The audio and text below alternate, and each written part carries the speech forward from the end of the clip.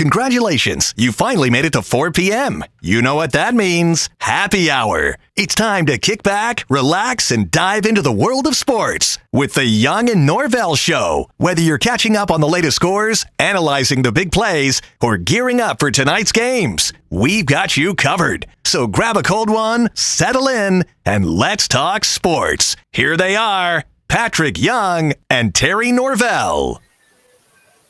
Wow, as we stagger into a Tuesday edition of the Young and Norvelle Show, coming to you live, we are in the heart, deep in the heart of Mandarin. Hurricanes, Jewington Creek, our Tuesday home, our Taco Tuesday home. We got a lot to tell you about with regard to what's going on, including trivia later tonight.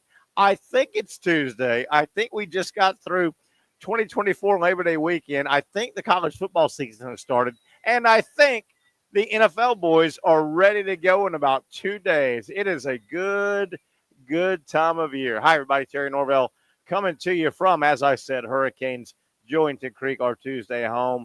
We hope to catch up with Patric Young. A lot to get to today, as a lot has happened since we last visited way back on Friday. Patric Young, myself, we were in Gainesville for the Florida-Miami game, such that it was not a game very long. Very impressive win for the Miami Hurricanes. I want to get into that, and I also want to give some credit to the Miami Hurricane coaching staff. They've been beat up a little bit. We'll get to that. Great games all weekend. Last night, who saw a second straight loss for Florida State? The Seminoles 0-2. Think about it. We barely got out of Labor Day weekend, and combined, the Florida Gators and the Florida State Seminoles are 0-3. Wow. Boston College, a beatdown on the Seminoles last night in Tallahassee. Really wasn't as close as the score. Boston College, as we welcome Patric Young to the broadcast. Patric, did you, A, think Boston College would win the game, but did you, B, think Boston College would call mercy and be taking a knee inside the 5-yard line? They could have scored again last night. Yeah, but I love how the guys that were commentating is that they NFL program, win the game. The game is already over. Don't waste your time trying to pad some stats on. But man, I didn't. You were the one that kept saying, this Boston College team has a chance, and I just, you don't want to believe that a team that played a team of the previous year, and gave up 190 yards or 185 yards on the ground, like, there's no way they're gonna let that happen again. No. Team from that, hold my beer. How about 260? 260, and could have been worse. And as I looked at the game, Bill O'Brien is an NFL guy, and Bill O'Brien is an old school NFL guy. He wants to punch you in the mouth. The old school NFL, run it, and run it some more. That's right. Old school. And he's got Doug Marrone. Obviously, we know Doug Marrone from around here. Doug Marrone's on his staff. So Bill O'Brien, last night, you had two teams in Tallahassee, Florida State and Boston College. Their rosters were comparable. I don't think either roster was a lot better than the other, but the coaching staffs, you had an NFL staff basically for Boston College that, Patric, I thought they wore out the college staff for Florida State. And what a nice game plan. The quarterback's athletic. And by the way, I saw a lot of the Miami Hurricane game plan last night in Boston College. I thought there were some real similarities. Athletic quarterback. They asked their offense to do what their offense was good at doing. What about the Noles staggering out at 0-2 right now? Hard to believe. It's simple when your defensive line, doesn't matter who it is, cannot create enough pressure. No. Especially when you got a guy, and look, he didn't play as well as Cam Ward did in terms of a lot of those extended plays. where he found completions that turned into first downs. But him having that threat, I think hurt their defense so much. And then it's obvious if you cannot stop the run, then the other team is going to hold the ball. Football's a basic game as long as possible, so your offense can continue to not. And that's what hurt Florida State. They couldn't get in a rhythm offensively, because they were on defense for so long. Yeah, football can be a very simple game at times. It can be a very simple game. If I can block and tackle and move you around, I can probably beat you. Patrick, obviously, earlier on the holiday weekend, you and I were both in Gainesville. We sat in the press box together, and we watched. I want to take a second, though. This hasn't been done enough, and I want to take a second to make sure to do this, Patrick. I want to tip my hat to Mario Cristobal, to the Miami coaching staff, and they've gotten ripped a little bit. Well, Mario's overrated. Well, let me tell you something. I was extremely impressed by the Miami coaching staff, their game plan, their approach, their decisiveness. Yeah. They got their plays in. They knew what they wanted to do, which tells me they scouted very well, and they had a good idea what they thought was going to work. I was thoroughly impressed by the Miami plan and their coaching staff, Patrick. And you and I sat in the press box together and watched the game. I'm assuming you felt the same kind of way. Oh yeah, no, I looked at their side, because you're always, it's more than just the result of the game. It's how is it being coached. Yes. You compare discipline. Which team looks more disciplined? And I don't think overall, Miami might have better athletes overall, but I think just because when you know what you're doing and you know where you're going to spend the least amount of time getting that done.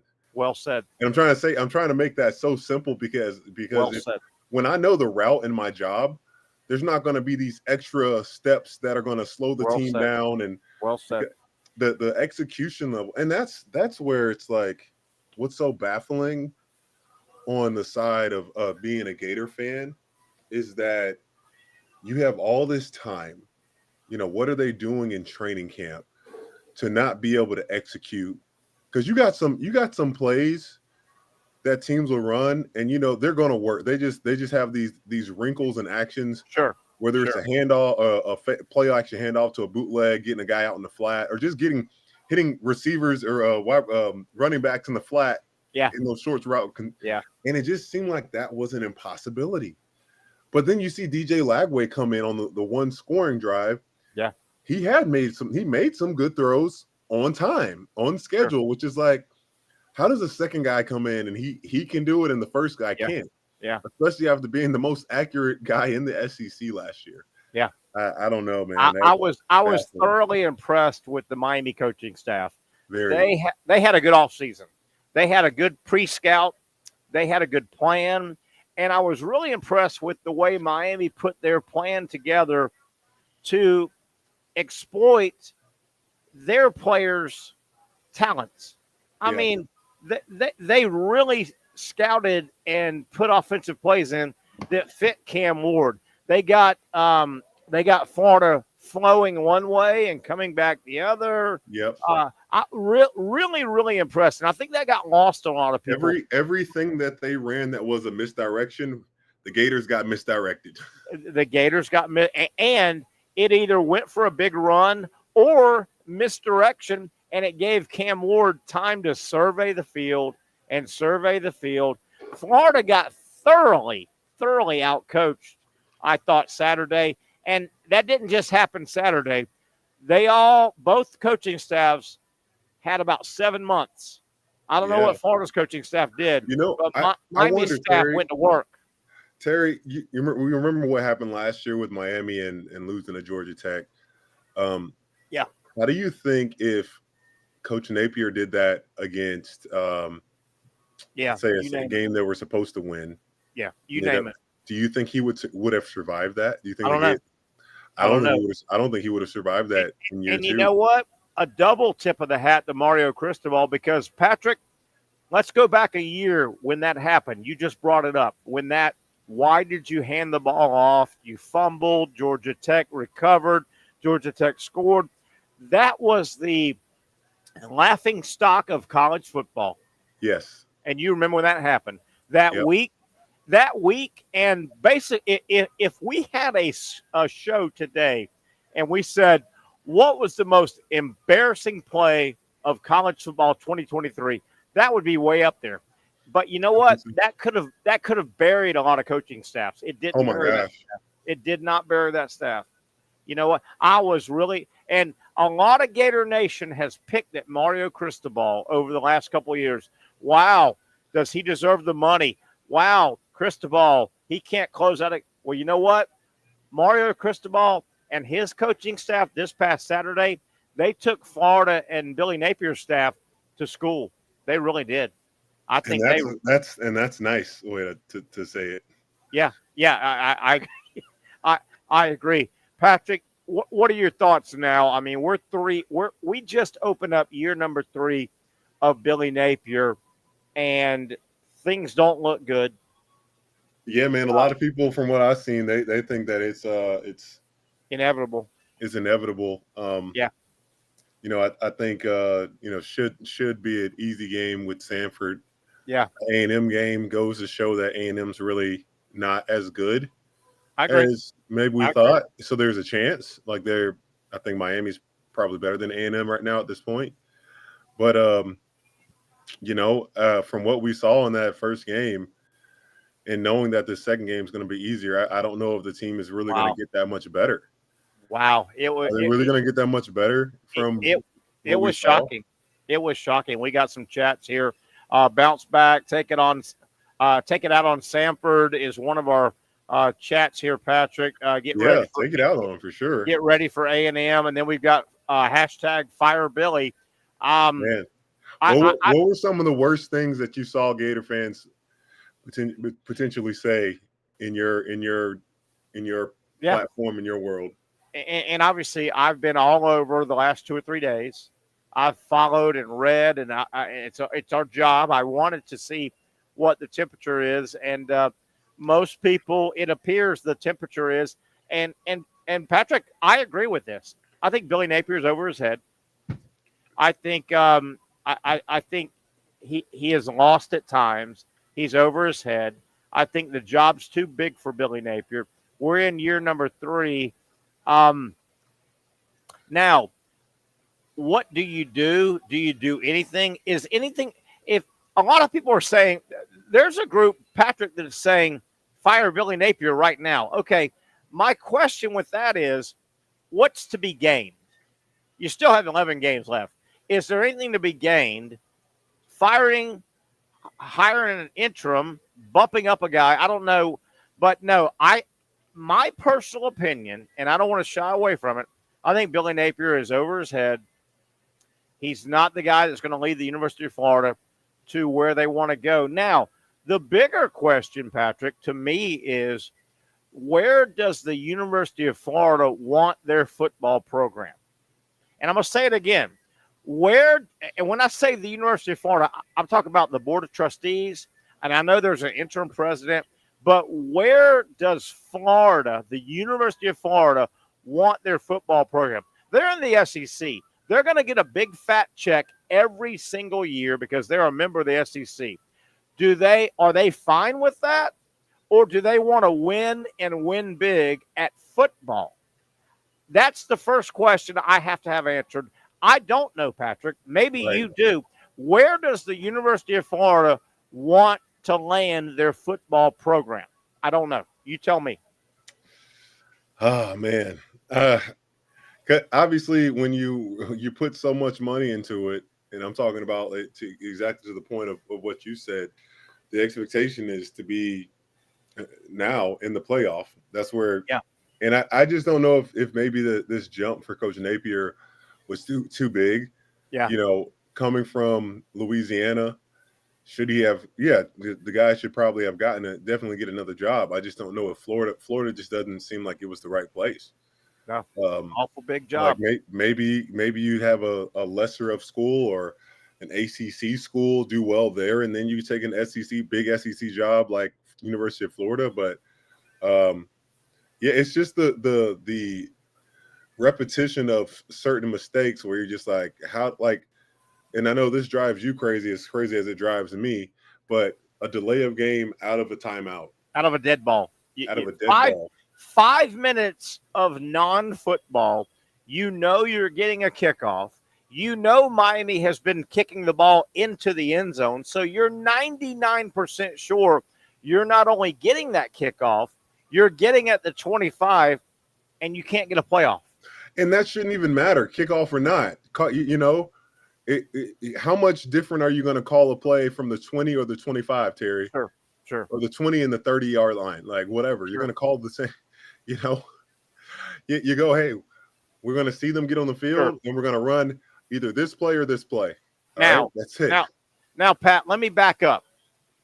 The first question that has to, if I'm running the University of Florida football program and the school, and they say, Terry, you have carte blanche. What do you do, Terry? You're 0-1. You're in 2024. The SEC has expanded. It's a tough conference. Life's tough. Your neighbors are really good at football. Your rivals are really good. Okay, what do you do? My first question that has to get answered is, okay, University of Florida, do you want to win and win big at football, or do you just want to play football? Because they paid Billy Napier $7 million. They're paying him $7 million. So just over $6 million. That was 2.5 years ago, okay? Well, back when they paid Napier right at $7 million 2.5 years ago, the going rate to even have the A-list coaches pick up your phone was $9-10. Saban was at 12, and Kirby just signed for 13. So Florida was paying under value anyway.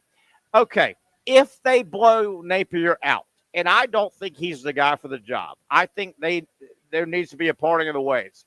If they blow Napier out, but 2.5 years ago they paid him $7 million, coming from a up-and-coming school, if they say, well, we're going to pony up $7.5 million, I don't want to be the guy hiring that job.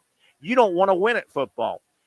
Does the University of Florida have the you-know-what to pony up?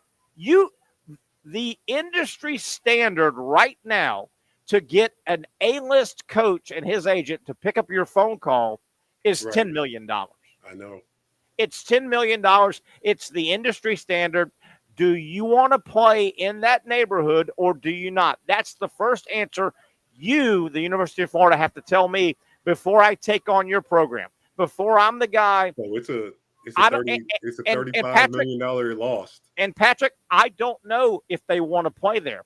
But if you don't want to play, minimum, the Lane Kiffins of the world, the A-list coaches are not picking up the phone unless you say, University of Florida calling, we're holding for Lane Kiffin. Our minimum bid is $10 million. Okay, I'll pick up the phone.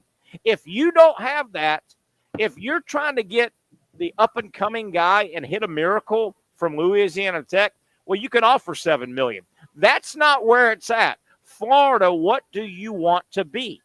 That, Patrick, I need to know that answer before I can go hire your coach. Well, yeah, I mean, the Dan Lannings of the world, you're not going to get them, nope. Especially when you want to – these coaches do have a lot more loyalty than people think.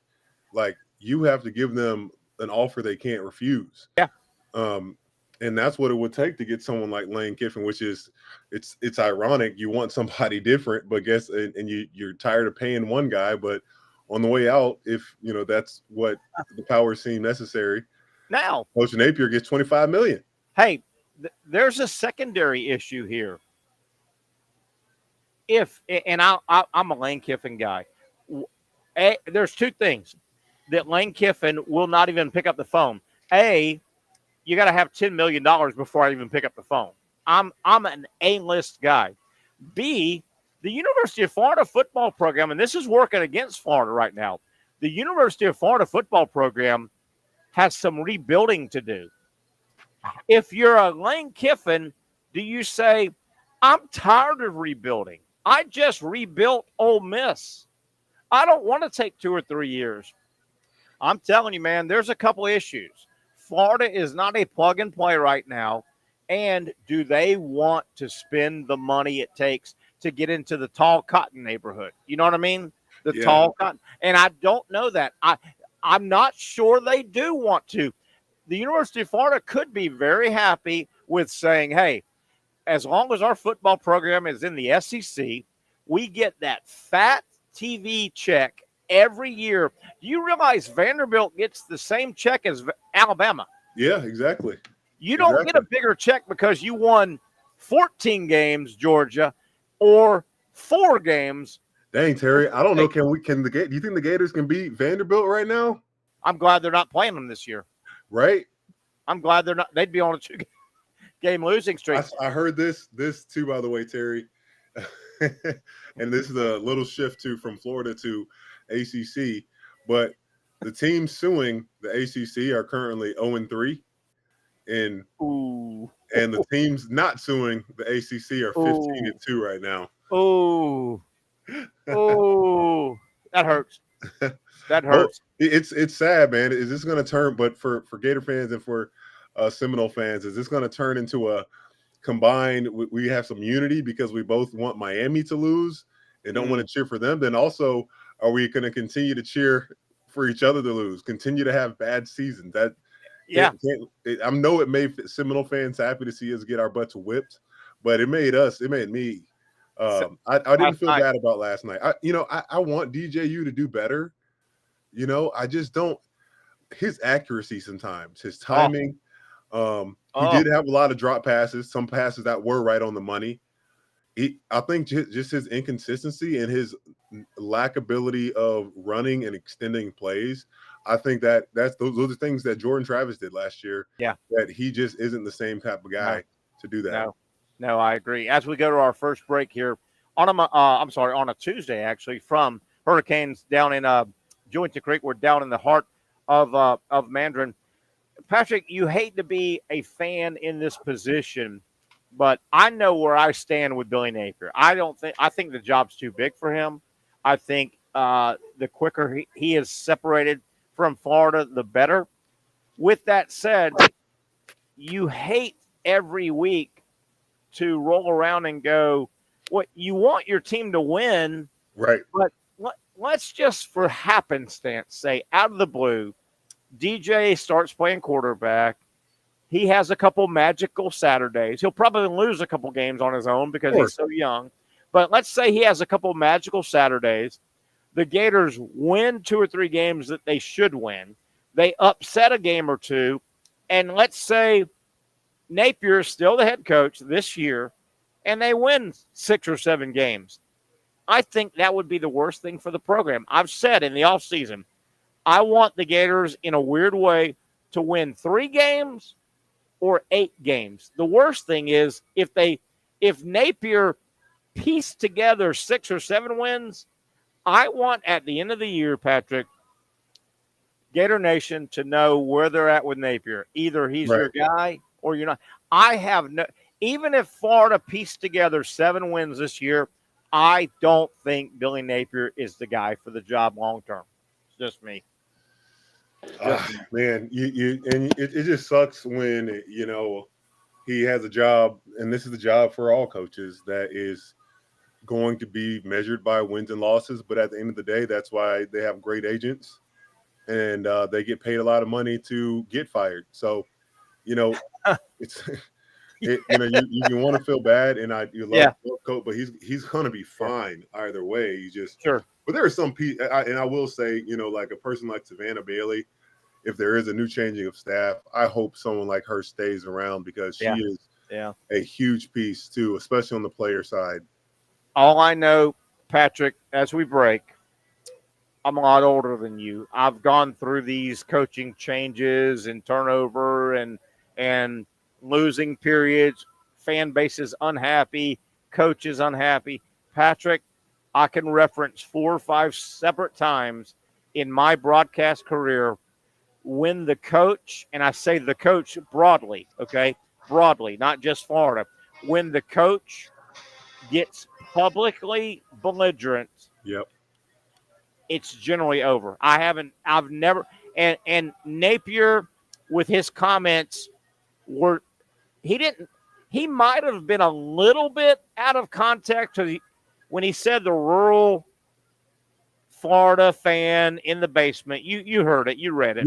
Yeah. When he said that was part of an 18-word answer. I get that. So it might have been a little stretch, but that type of comment was so out of character for Billy Napier. The Billy Napier you know and the Billy Napier I know, that was so out of character.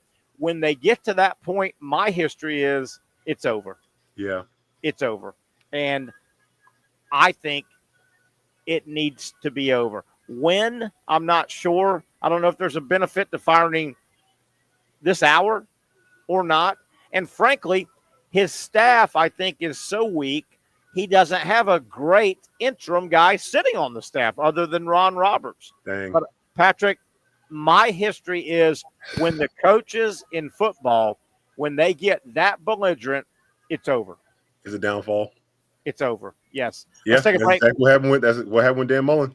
Yeah, it happened with Mullen, McElwain, Jimbo Fisher got belligerent. You knew it was over. On and on and on. Football coaches are type A testosterone guys, man. And when they start fighting it out with their internal employees and fan bases, my history says it's over. Yeah. I think it is over. Stay with us, Patrick Young. We'll come back. Florida State, what a disastrous start for the Noles. 0-2, and where do the Noles go? Are they looking at a quarterback change? Florida may have a quarterback change due to injury that might work its way out. FSU, what do they do at quarterback? What do they do with their football team? They're 0-2 and floundering. College football off and running. Plenty of talk on the other side. The Young Norvelle Show coming to you from Hurricanes in Jointed Creek right here on Action Sports Jacks.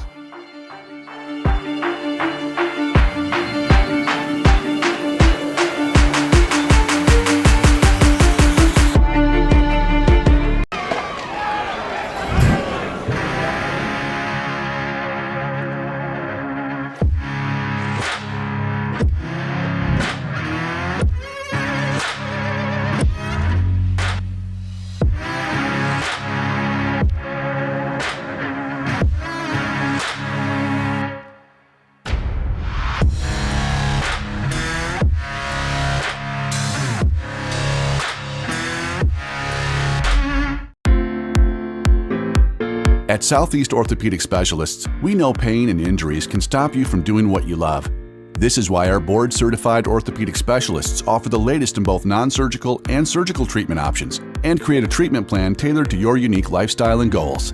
So, whether it is a sports injury or that nagging pain that's keeping you from doing what you love, our team has the right treatment for you. For more information or to schedule an appointment online, visit our website. Finally, a family atmosphere, kid-friendly restaurant with a real sports bar feel. Bricks Jack's Beach features all that and a large, climate-controlled covered patio with misting fans and heaters for all seasons. Mix in an extremely diverse menu that features the most quality and affordable steak at the beach, and there's no reason not to enjoy your next lunch, dinner, happy hour, or big sporting event at Bricks Jack's Beach, 300 2nd Street North in Jacksonville Beach. See you at Bricks Jack's Beach. You really got to hand it to him. Hold on. The previous play is under further review. I'm not sure what he could review, but okay.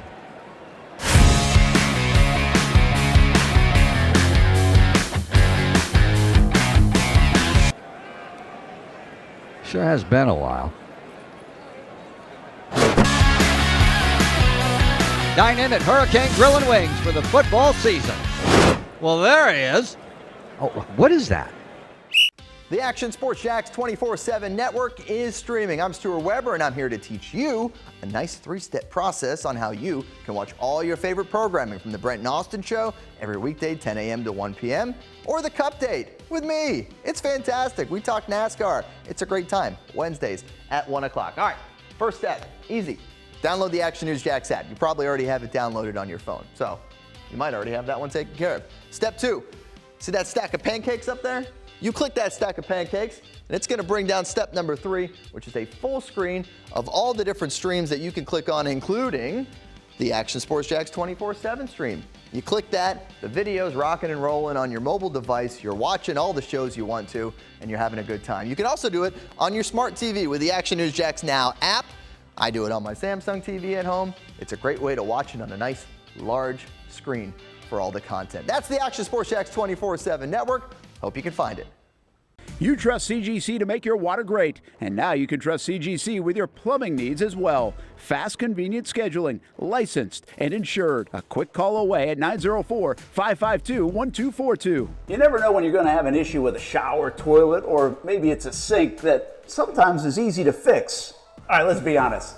I'm not fixing anything. I'm totally staging this because when I have a plumbing problem, I call CGC Water Treatment and Plumbing. Trained professionals, transparent pricing, customer satisfaction. Small problem or even a bigger issue. Maybe you need a new tankless water heater or something a bit more intricate. The experts with 25 years of experience at CGC Water Treatment and Plumbing can do it all. Call 904-552-1242 or visit cgcwater.com. That's 904-552-1242 or cgcwater.com. CGC Water Treatment and Plumbing, an authorized independent Connecticut dealer. Florida license number CFC 143-2579.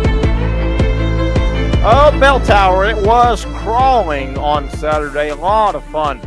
Great day, great atmosphere outside, in and around Gainesville and Florida Field. A lot of Hurricanes hanging around, obviously. It was fun. It was 85% Gators, but a lot of Hurricanes showed up, and beautiful Saturday in Gainesville college football. And, boy, what a show the Miami Hurricanes put on. I tip my hat. Boy, Cam Ward was as good as advertised. And by the way, as we welcome you back, the Young and Norvelle Show coming to you from our Tuesday location, Jointon Creek. We're deep in Jointon Creek in Mandarin at Hurricanes in Jointon Creek. Patrick, the crowd in Gainesville was no factor because Florida's football team and Miami's football team did not let it be a factor. The crowd was no factor, was it? Did you like how Cam Ward came out and said, "Hey, Gator friends, it makes it better if you make noise when we're in the huddle." Yeah, yeah. But I mean, a home crowd gets water poured on it when the home team doesn't do much, and Florida's home team didn't do much, and Miami, the crowd was no factor. The entire game, it was no factor because Florida didn't play good enough early to make it a factor, right? Right, yeah. And that hurt. I didn't think the first drive was god-awful because they did, Gators did get a first down. Yeah. But it just showed from that first drive that Miami had the ball control. Yeah. Sticking to their schedule. They just seem so Great just point. looking at teams side to side, they just seem so much more polished and they look like a team. They look like a team that actually can do some real damage this year. Who knows? Hey, and I thought Desmond Howard was nuts for putting Miami in the playoff. But now I'm like, I see what he's talking about. Real favorable schedule. Really favorable schedule. I mean, you look at two teams right now from the weekend that have incredible schedules. And you know what? Your schedule's your schedule, man. Miami and Notre Dame. Notre Dame's schedule. I didn't think Texas A&M was a great opponent anyway. I mean, they're coming off a bad season. They fired their coach midseason, new coach. But Notre Dame and Miami's schedule, you realize Miami does not play Boston College, even though they're in the same conference. We saw Boston College is good. Miami does not play Notre Dame. Miami has a really, really nice schedule the rest of the way. No, they do not. Now they could catch up. They get Clemson? I know they got Florida State.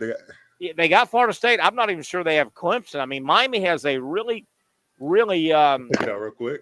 A really nice schedule. They they do have a schedule the rest of the way. I'll tell you one thing that really stood out to me over the weekend, and it'll get back to Florida and Florida State. The Noles obviously 0-2, the Gators 0-1.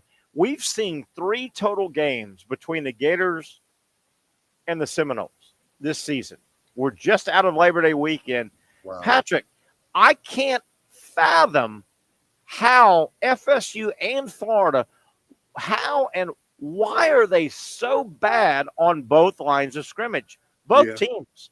Both teams. Lines. Yeah. I mean, I don't know if FSU and Florida, if they combine their 2 rosters, I don't know if they have a good offense or defensive line. I'm shocked how bad they are on the lines of scrimmage. Well, offensive line in terms of pass blocking, I think was okay for Florida State. But run, obviously, they only had like 25, 30 yards on the ground for the game. And then flip it around. Boston College ran for over 250, and they took a knee in the 5 at the 5-yard line. Yeah, they really lost. They lost, 6 yards off of that because they took 3 knees in a row.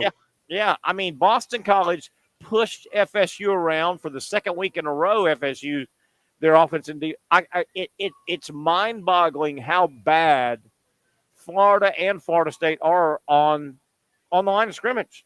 It's just terrible. FSU, by the way, Florida's going to win Saturday. They play Samford. They'll get a win.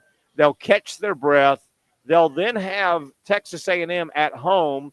And who knows, if Florida can get the win Saturday, which they should, if they could somehow beat A&M, and I don't think Texas A&M is that good. They're a first-year coach program.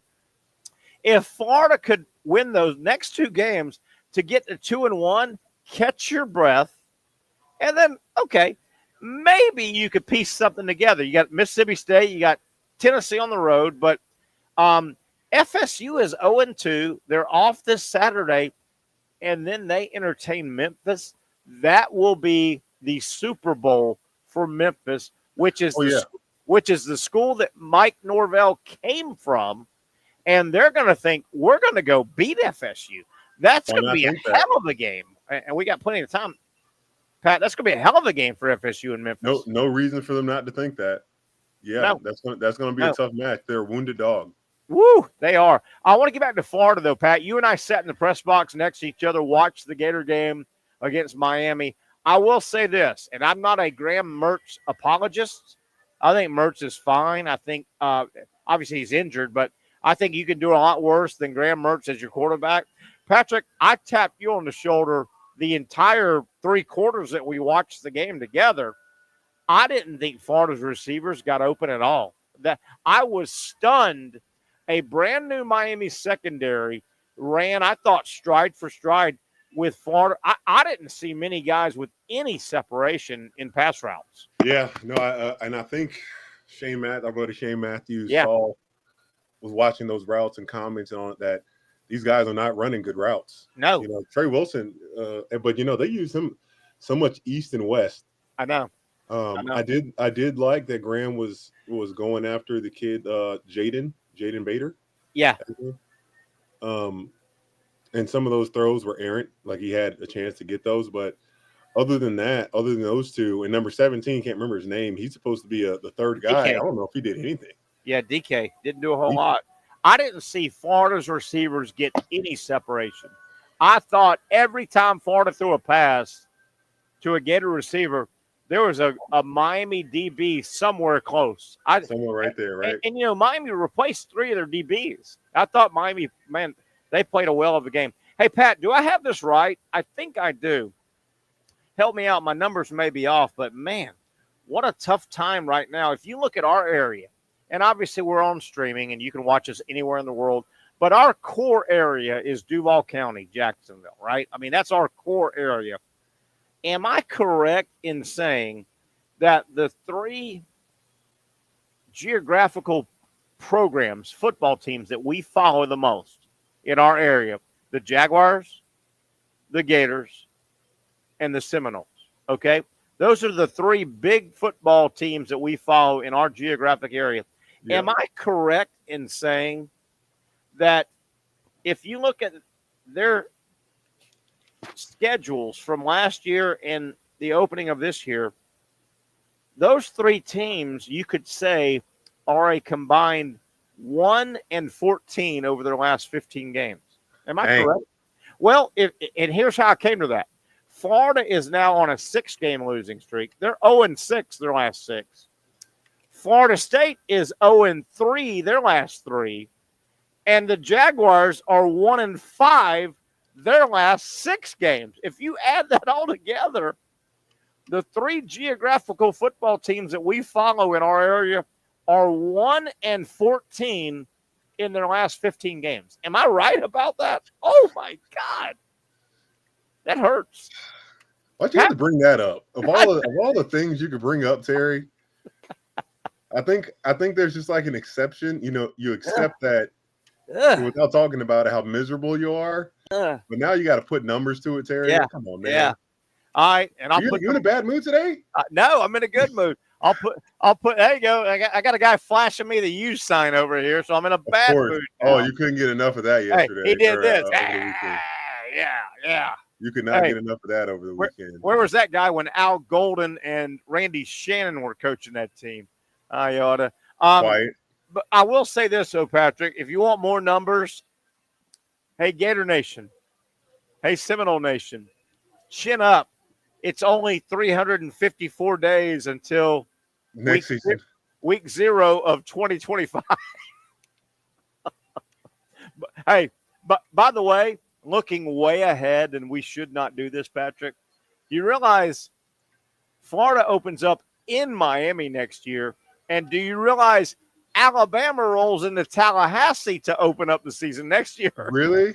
They're going to christen the new stadium in Tallahassee with they sure are. Alabama rolling in. Wow. Oh. Yeah, that's a hell of a christening. No, you think? Hey, bouncing around some different stuff that happened over the weekend, even last night. Obviously, Florida State was last night, 2 nights ago.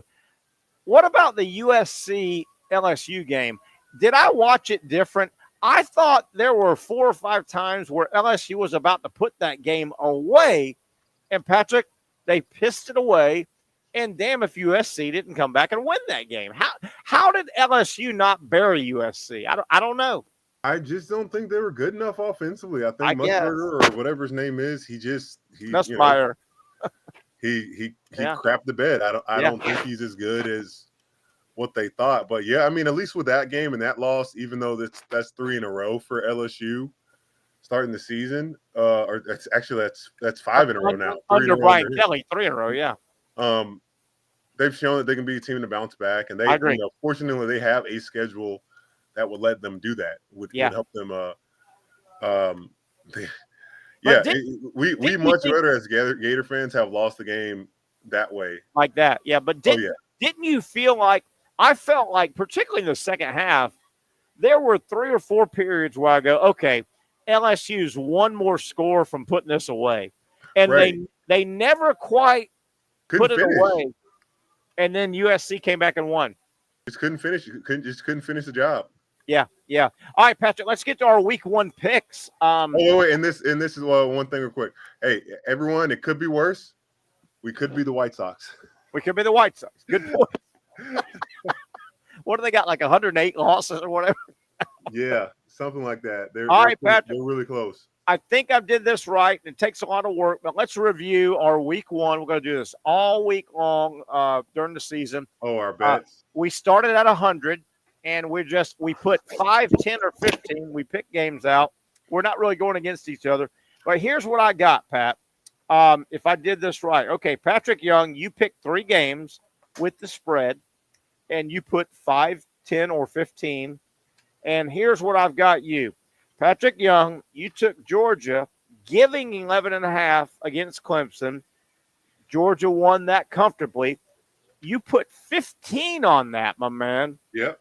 So I've got you for plus 15 there. Okay. Your second game, I have you took South Alabama, giving away 6 points against North Texas.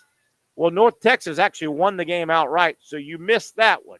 And they scored like 52 points. 52-38. So you missed a -5. Now, your third game, I'm showing I that lost that one too. you took South Dakota State. All right, Brad. Yeah, you took South Dakota State plus 9.5 Yeah. over Oklahoma State, but Oklahoma State blew them out by about 24. Yep. So you're -10. But if you put it all together, plus 15, -5, -10, I've got you at a net 0. Net 0. Right? So you're Yes, I'm still net 0. holding. So you're still holding $100. We started with 100. Yep. Okay. Now, on my side, my first game, I took Nevada. I gave away 8.5 points at Troy. Nevada did win the game like I thought, but they only won by 2. So I was -5. I lost 5 on that, even though the team won. My second game, I took the Oklahoma State, South Dakota State in the reverse. I took Oklahoma State, and I gave away 9.5, but they won by a bunch. So I got plus 10 there. My third game, though, I liked LSU winning the game and covering. Well, that didn't happen. So I lost 15 on that. So, Patrick, I'm looking at -10. I'm down to $90. Dang. You're even, and I've lost 10. Even is nice. Even is nice. Not going to lie. You ain't kidding, my man. All right, that's week 1. We'll do it every single week. That was fun, wasn't it? Yeah, yeah. That was fun. I was got to pick my games a little bit better, but you do. I do. We both do. Yeah, but you're sitting at even, man. You did okay. It's fun, man. Yeah, I'm glad I had the most confidence in that Georgia game, and I'm glad I put the most money there. So I think it's going to be a strategy of us learning as we go in this thing. I think you're right, because when I was grading this morning, putting the show together, I went, that son of a gun, he took the easiest game and he put fit. Well, okay, I'm going to take my most confident game and put 15 on it. Right? That's how you do it. But bottom line, you're up 10 on me right now. You still got $100 in your pocket. You little son of a man. I'm glad we're using Monopoly money. Yeah, so we need Brian Milton for this. He'd be so fun with this. Yes, we definitely do. Hey, let's talk real quick before we go to break. Jaguars. It's game week with the Jaguars. Did you see? I wish the Jaguars were playing the Dolphins maybe in week 3, not week 1. Not week 1, because the Dolphins have basically. What do they call in the NBA? They call it like loading or something. You got to sit your guys. They call it load management. That's what they call it, Patrick. Well, the Dolphins basically took Hill and Waddle. They haven't done anything, mainly because of load management. These guys are 100% healthy. Yikes, man. I'm worried that the Dolphins are just going to – I know this is basic 101, but can the Jaguars score with the Dolphins? Ugh. That's the biggest problem. It's like I think just styles of play and how much they score. And it's not to say Jaguars offense is bad. It's just the defense isn't strong enough to have that trust that, hey, we can win a game scoring 3 touchdowns. It's going against a team like Miami. I don't think the Jags can win a lot of games only scoring 3 touchdowns a game. Yeah, and you know, became a 4 touchdown. And you know, my trepidation with the Jacksonville Jaguars is a lot like the Florida Gators and the Florida State Seminoles. I just don't think the Jags offensive line is any good. The LOS, the line of scrimmage on the offensive side, that concerns me. I hope I'm wrong. I've got a weird feeling that your boy Jalen Ramsey is going to have a good game against the Jaguars. Isn't he kind of that guy? I mean, he's cocky, he's arrogant. Nobody likes him anymore here. But you know what? I think he's become a little bit more likable. He's a good player, though, isn't he? Yeah, I think he has actually become a little bit more likable over these last few years. I think he's probably grown up a little bit. But don't you know? But yeah, if Jalen wants to have a great game, I'm sure. If he could step in front of 1 or 2 passes, don't you know he would love that? He would love that. Jaguars on the road in Miami. I worry about that game. I worry about. I just don't think Miami's going to score in the 30s, aren't they? They're going to score in the 30s? 30s, yeah. Without a doubt. Can the Jaguars get in the 30s? And that's but the thing is, Terry, the argument against Miami is that in the big games they can't score. Yeah. Or win those big games. Yeah. Jacksonville ain't no big game. I hate to say, they're not proven yet. Not proven for this to be games where the Dolphins had to play teams over 500. They really struggled. Yeah, yeah. But anybody after that, lower than that, they demolished. So definitely. I'll worry about that game Sunday. But the NFL gets started Thursday, right? Thursday, man, with a good one. With what's your take on Lamar Jackson, man? I like him. I think I thought he was going to be a little better. He's really good. I thought he might be a little better, but no, you can do a lot worse than Lamar Jackson. Right. Yeah. I mean, I thought, he would have at least made it to a Super Bowl. Yeah. By now, but he cannot beat Patrick Mahomes. Yeah. And that's part of the plight. I mean, part of it is the damn AFC is a meat grinder, right? Yeah. I mean, the AFC, I'll go way back and use a boxing analogy. The AFC is if you're not named the Kansas City Chiefs, you're Joe Frazier, but the Chiefs are Muhammad Ali. The biggest problem Joe Frazier had as a professional boxer was he was born the same time as Muhammad Ali. Yeah. If Joe Frazier was 20 years older or 20 years younger, both of those, yeah. That's the biggest problem is the Chiefs are the industry standard right now. Yeah. We got a guy, Bryant Bryant Reese says Miami not put up 30, 25 max. Yeah, I hope. Bryant, you want to bet on that? Oh, Bryant. Oh my. Bryant, look. Talk to Bryant, Patrick. I hope that's true, Bryant. But until I see us consistently protect the bank, it's like our house was everybody else's house last year. So that's. Well, the game's in Miami, right? Oh, well, we still can't protect the bank down there either. So they're still going in our bank. They're still going in our bank. Hey, because we're not in town. We're out of town. They're still breaking into our house. There's a good excuse for this one. All right, there's an excuse. We're all mixed up here. Let's take a quick break. We'll come back, reset or set up hour number 2, the Young and Norvelle Show. Want to get back into college football. Winners, losers, and middle of the ground from college football week number 1. There were some big winners. There were some big losers we've already talked about, and some kind of middle of the ground guys. Who were those guys? We'll talk about it with you on the other side. The Young and Norvelle Show coming to you, of course, from our Tuesday home, set up right in the middle of Hurricanes, Jointon Creek. For those dealing with pain from a sports injury, arthritis, or spine condition, Southeast Orthopedic Specialists offers innovative new non-surgical options. Our regenerative medicine treatments, including platelet-rich plasma and other regenerative treatments, use your body's own restorative cells to aid in treating injuries. These procedures are performed in our offices and typically require minimal downtime. If you want to get back to doing what you love, our regenerative treatment options may be right for you. For more information or to schedule an appointment online, visit our website.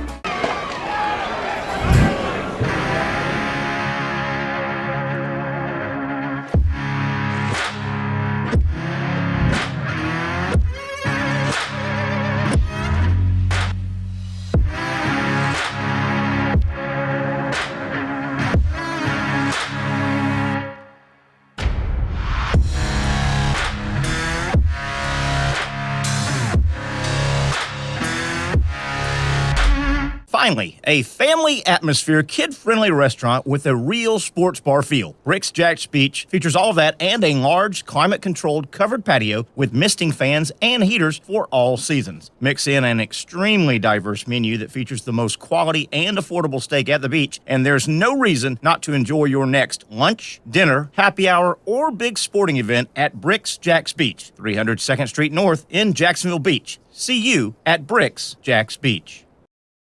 You really got to hand it to him. Hold on. The previous play is under further review. I'm not sure what he could review, but okay.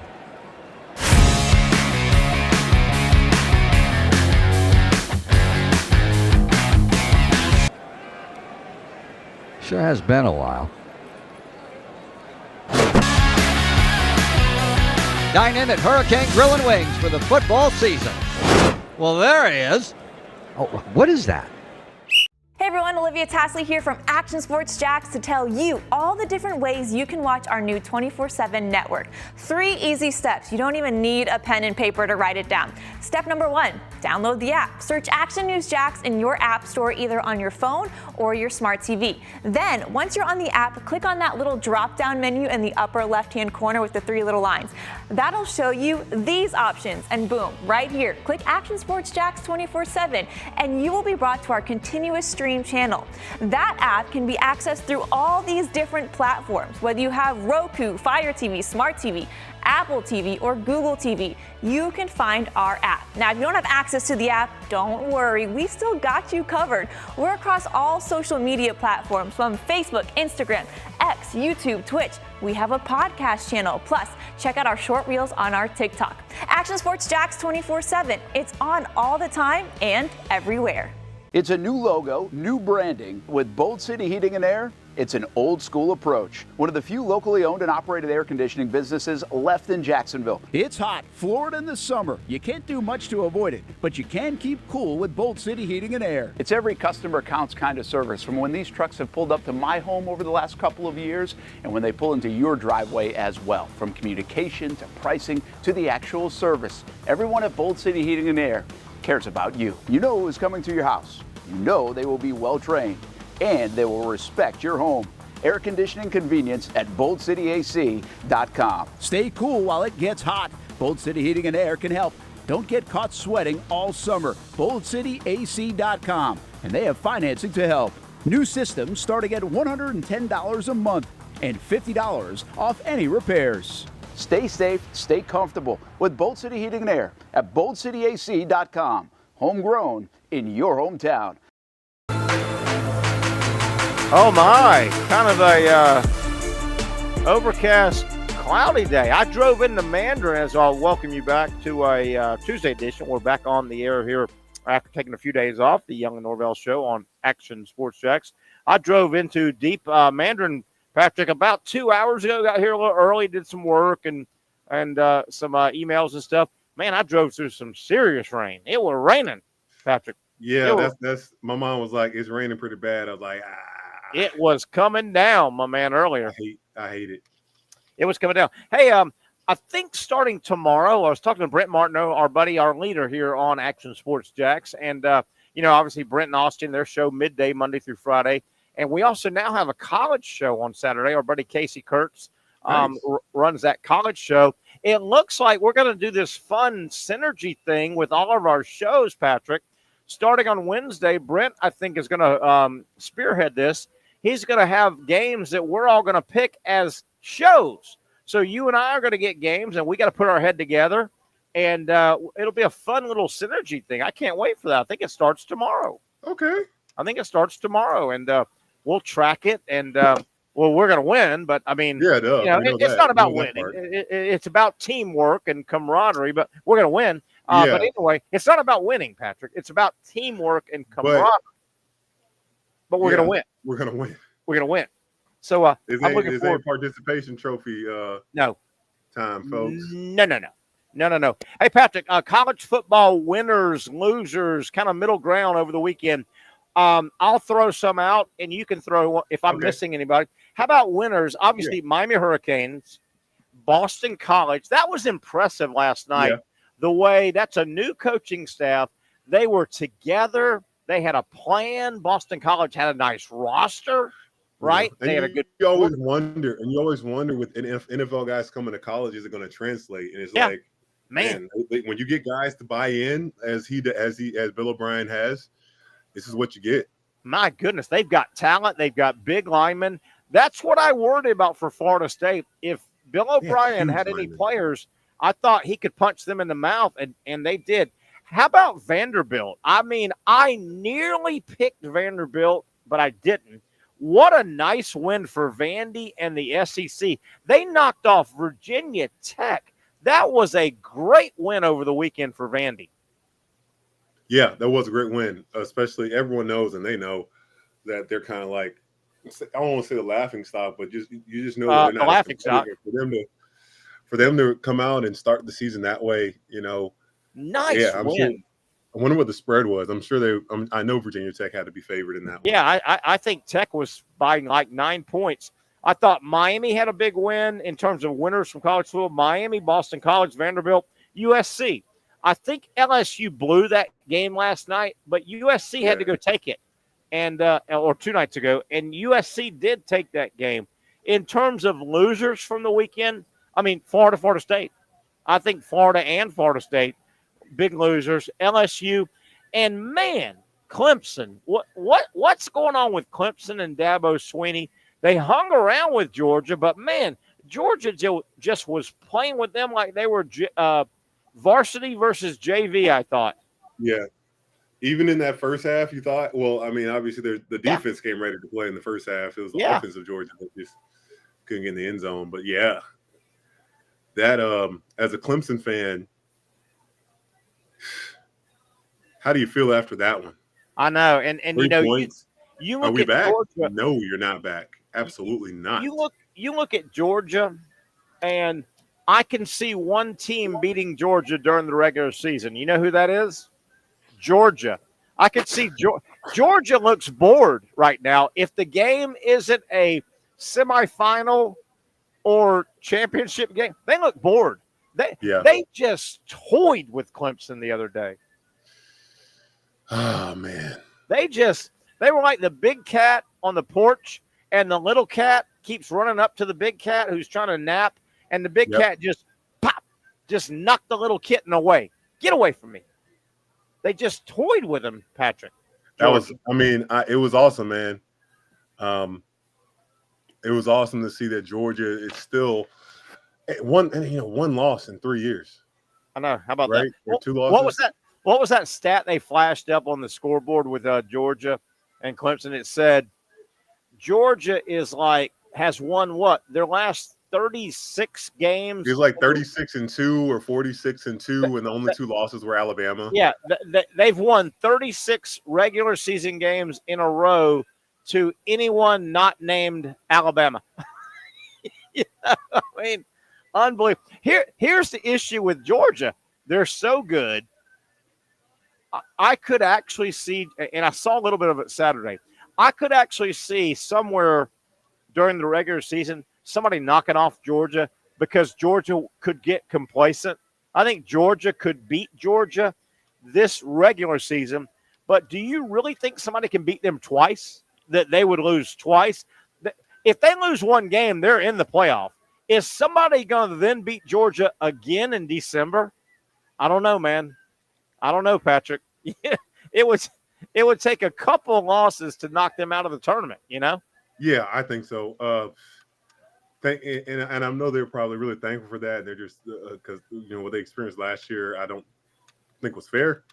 And I think the football gods are in alignment with Georgia getting back to where they have fruit. Like they are a dynasty. They absolutely are. And that's the knock right now. I'm trying to coach fans up. Historically in college football, you play one of your big rivals one time, and if you can beat them in September, October, or November, you can rag on them. You can talk trash because you won't see them until 12 months later. Well, nowadays, if you're playing, say, Georgia in October and you're Tennessee, and you have a magical day and you knock off Georgia, maybe Georgia's complacent, maybe you get every break in the book.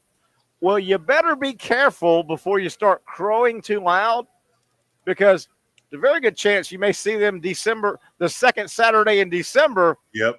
For all the marbles. So you better you better hang tight before you start rubbing it in their face. We kicked your black, blah, blah, blah. We beat you. Well, okay.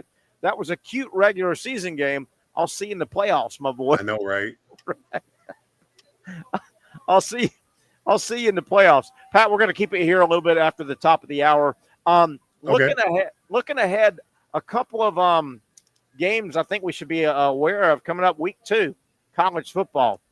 How about this one? I can't wait to see this one. High noon, Fox, this Saturday, Texas at the defending Michigan. national champions, Michigan. I can't wait to see that. I think Texas routs them when it's over, but Michigan's the defending champions, my boy, in the big house. What do you think of that one? Oh, my gosh. What do you think of that one? That's pretty good. I think Texas is going to go in there and they're going to beat Michigan's butts. Yeah, that's a high noon on Saturday. Texas so that is SEC at Big Ten, as weird as that sounds. How about that? Does that sound weird or what? That sounds so weird. Yes. Here's another noon game Saturday I can't wait to see. I think it might be a decent game. Arkansas. What does Arkansas have? Is this Sam Pittman's last go around? I think he brought in Bob Petrino, didn't he? Did he bring in Petrino? Yeah, Brian Petrino, yep. Okay. Does Arkansas have anything on the road at noon Saturday at Oklahoma State? Ooh, little Southwest Conference get together from years gone past. There's a chance. That'll be fun. That'll be fun. Here we go. How about ABC this Saturday, 3:30? South Carolina, who barely got by Old Dominion. Did you see that score? No, I didn't see. I knew it was 10. It was like 19-13 or something. 19-13. Right? 19-16. I saw earlier that it was close. I think this is the last year for Shane Beamer. I think he's going to get blown out. I don't think he's a head coach. I like Shane Beamer. I think he's a good position coach. I don't think he's a head coach. How about ABC gets into the SEC, South Carolina at Kentucky? And this is one where – 1 second, Terry. Is the I Want to Get Away song, is that the new SEC ABC song? Is that what the name – I don't know the name of it. Is that it? I don't know. People were being too loud when I was and we were at the game, so I didn't get a chance to hear it. Yeah, I couldn't hear it either. Still haven't heard it yet. South Carolina at Kentucky, and that's one of those games where whoever wins, no, you're not going to win the SEC by winning that game, but you don't want to lose right out of the gate to either South Carolina or Kentucky, right? They're not the powers. That'll be a separation game. How about 7 o'clock Saturday? Patrick, is there any reason to keep an eyeball on South Florida at Alabama, Saturday, 7 o'clock, ESPN? Remember, South Florida near about beat Alabama last year in Tampa. Yeah. I can easily say I think it'll be different, but I really do, because Jalen Milroe, the growth that he had after that game, that was the turning point for him and becoming the a Heisman potential candidate. I think Alabama rolls by 50. And that may be one of your picks. Who knows? We'll get the spreads on these games. I'm just kind of highlighting some. I tell you what, I think is going to be a fun game Saturday night. I will make one of my picks. I will, and I'll make that a $15 pick. Alabama? I think you said Alabama you're going to take, no matter what the point spread is, it sounds like. All right. You note that down. We'll do our picks on Thursday or Friday, but it sounds like Patrick Young is all in for Alabama, settling the score. South Florida, what was that final score last year? It was like 17-10, 24-17. South Florida gave Alabama all they wanted in Tampa. A game I can't wait to see Saturday night, 7:30, ABC. I want to take a really good look at Nico and Tennessee. The Tennessee Vols at North Carolina State. And NC State plays good football. Dave Doran's a nice coach. I think that'll be a fun game. 7:30, ABC. And then, Patrick, the final game I'm going to highlight coming up on Saturday, and I'm going to call this the beginning of the end game. I think Colorado, Deion Sanders and the boys, they are on the road. They're at Nebraska. Matt Rule, they had a nice win over an inferior competition team. Riola, the big 5-star quarterback at Nebraska, got his feet wet. I think Nebraska starts the beginning of the end for your boy Deion. I can't wait to see that game. Colorado at Nebraska, 7:30. So? Matt Rule, year number 2. I think there'll be a great crowd in Nebraska. I think they're laying for Deion and the boys. I think this starts the beginning of the end, Patric Young, for the Colorado Buffaloes. I don't know if you're with us still. What say you, Patric? What say you? Uh-oh. Can you hear me now? Go ahead. Yeah, I think you're right. I think and I don't think in terms of defense, just not enough. I'm with you. To be a team that, and hey man, let's not be surprised here. And Pat, I'm going to piece together what I think you said. I think you said Deion can get Florida State comes knocking. Yeah. Interesting. I think you said though. Don't be surprised if Deion. I think Nebraska's defense is going to frustrate Colorado, and as that game goes on and on, I see a long day for Shedeur and the boys. I may be wrong, but I think this is a statement game for Matt Rule and Nebraska hosting Colorado Saturday night at 7:30. Hey, let's take a break here. We're going to regroup. I know we're off schedule a little bit on a crazy Tuesday. Back in the swing of things here, the Young and Norvelle Show coming to you from Hurricanes in, of course, Jointon Creek. Yes, sir. Thank you. By the way, last Tuesday, I wrapped up the gear, Patric. I'm sorry I didn't tell you this, but last Tuesday, old Terry, I might have settled up at the bar here and had about 10 wings and some celery and blue cheese. They got about 40 different sauces for wings here at Hurricanes. It's unbelievable. And Pat, I know you're a wing guy. You gotta love that, man. You're a wing guy. Are you more of a sweet guy, barbecue guy? I love wings. Sweet or barbecue. I'm a sweet hot wing guy. I'm not a hot guy, Pat. I don't like the. I don't want to eat wings and be sweating. I just that doesn't do anything for me. Right. That doesn't make sense. How is that enjoyable? I don't know. And you know guys like that. I don't get that one at all. You know guys like that, right? Oh yeah. Yeah. I had a friend that he would sweat from barbecue sauce. It's unbelievable. Hey Pat, and I'd be like, man, yeah, I would just give the wings. We up. got to figure out. We got to figure out a way. Also, we'll go to break here in a second, but we have 2 more Florida home football tickets to give away. We got tickets to the Samford game, and you know you're what? Right, you're right.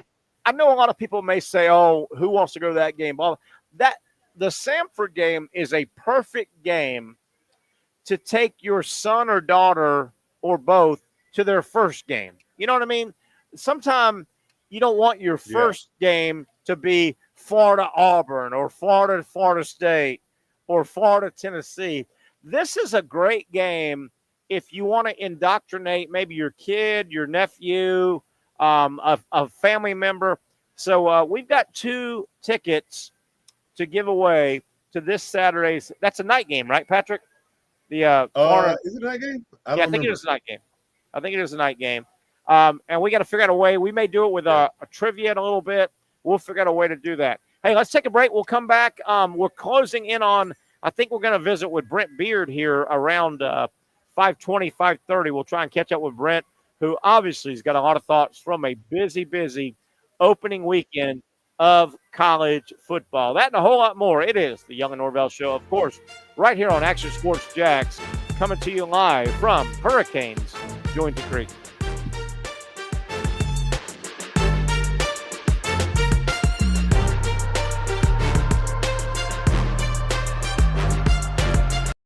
Finally, a family atmosphere, kid-friendly restaurant with a real sports bar feel. Bricks Jack's Beach features all that and a large, climate-controlled covered patio with misting fans and heaters for all seasons. Mix in an extremely diverse menu that features the most quality and affordable steak at the beach, and there's no reason not to enjoy your next lunch, dinner, happy hour, or big sporting event at Bricks Jack's Beach, 300 2nd Street North in Jacksonville Beach. See you at Bricks Jack's Beach.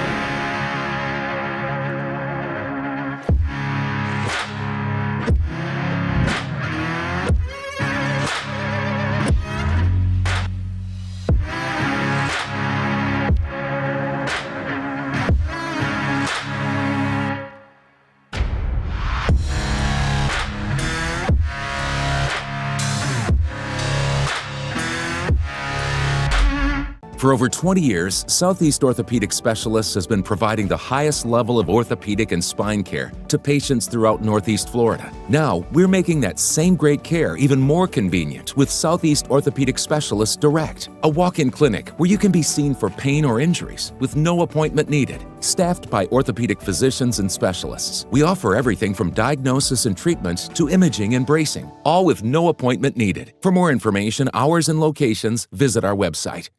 You really got to hand it to him. Hold on. The previous play is under further review. I'm not sure what he could review, but okay.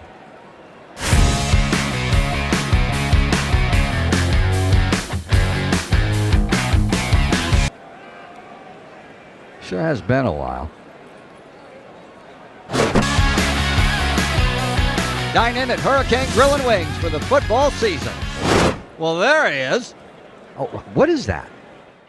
Hey everyone, Olivia Tasley here from Action Sports Jacks to tell you all the different ways you can watch our new 24/7 network. 3 easy steps. You don't even need a pen and paper to write it down. Step number 1, download the app. Search Action News Jacks in your app store either on your phone or your smart TV. Then, once you're on the app, click on that little drop-down menu in the upper left-hand corner with the 3 little lines. That'll show you these options, and boom, right here, click Action Sports Jacks 24/7, and you will be brought to our continuous stream channel. That app can be accessed through all these different platforms. Whether you have Roku, Fire TV, Smart TV, Apple TV, or Google TV, you can find our app. Now, if you don't have access to the app, don't worry, we still got you covered. We're across all social media platforms from Facebook, Instagram, X, YouTube, Twitch. We have a podcast channel. Plus, check out our short reels on our TikTok. Action Sports Jacks 24/7. It's on all the time and everywhere. Summertime means sizzling sales at Nimnick Buick GMC. The #1 Buick GMC dealer in Jacksonville has lots of inventory to choose from with their best price guarantee. Nimnick never charges above MSRP. You can save up to $10,000 off select new GMC Sierras or get rates as low as 1.9%. You know, I'm a truck guy. GMC Sierra, my trim level is an SLT. This one's an Elevation. Pretty good looking color as well. So here at Nimnick Buick GMC, you have a lot to pick from. My father-in-law, he drives this, an Enclave, so I feel like that GMC in the family. 2025 is coming around the corner, which means it's almost time to close out those 2024s this summer. You can schedule a test drive at NimnickBuickGMC.com, and while you're there, check your trade value and customize your payment options. Nimnick is there for you, even on Sundays. Visit the showroom on Phillips Highway or shop online at NimnickBuickGMC.com. Nimnick, your friends in the car business since 1941. GMC, we are professional grade. All right, a little rain clouds hanging over downtown Jax Vegas, but we don't mind once we all get safe off the roads. A little night rain is pleasant, if you ask me. Terry Norvelle, Patrick Young, and you here on a Tuesday. Coming out of the holiday weekend, football season is upon us. As a matter of fact, Patrick, right here at Hurricanes Jointon Creek, they've changed their hours because of football. Now on Monday Night Football and Thursday Night Football, they have extended their hours to when the game ends. Because, you know, the NFL, they'll drag a game out on you now. They can't just close at 11 o'clock or anymore. So they'll be open. If you want to watch Monday Night Football, Thursday Night Football, they'll stay open through the end of the game. Because those games, Patrick, they can go to midnight or later. You don't want to get run out of a sports bar. They run on, man. Yeah, you don't want to get run out. They go on and on and on. They really do. They really do. Hey, we hope so, Terry, one thing. Didn't we talk about this a long time ago that when they added the 2-minute timeout, then the guy said that this was not going to be a timeout? Yes.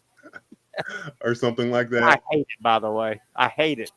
There's already you've got enough timeouts. 3 timeouts each half, each team is plenty. I hate the 2-minute warning timeout. It just drags on college football.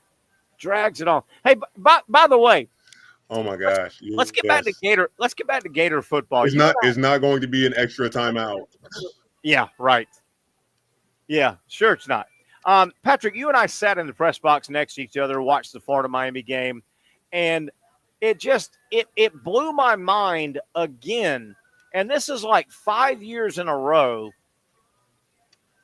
Does the University of Florida, do they hire the most intricate defensive coordinators in the world, because the Florida defense, no matter who the coordinator is, the last 5 or 6 years, Patrick, they cannot get lined up before the ball is snapped.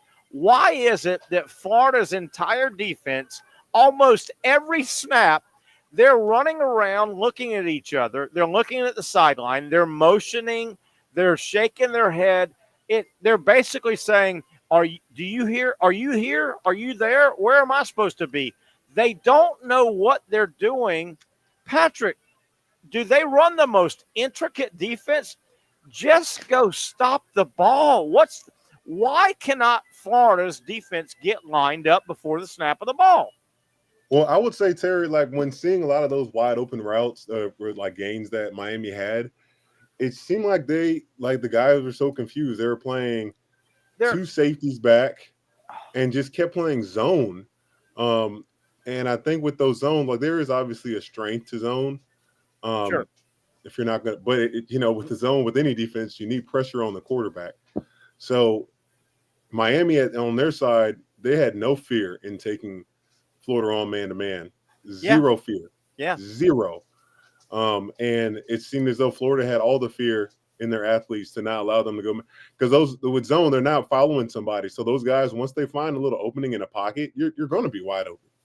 Well, all I know is, Patrick, every other defensive snap for the University of Florida football team defensively, every other snap Saturday against Miami, and for the last 5 years at the game or watching on TV, it's like the defense is having a Chinese fire drill or they're playing charades. They're all motioning.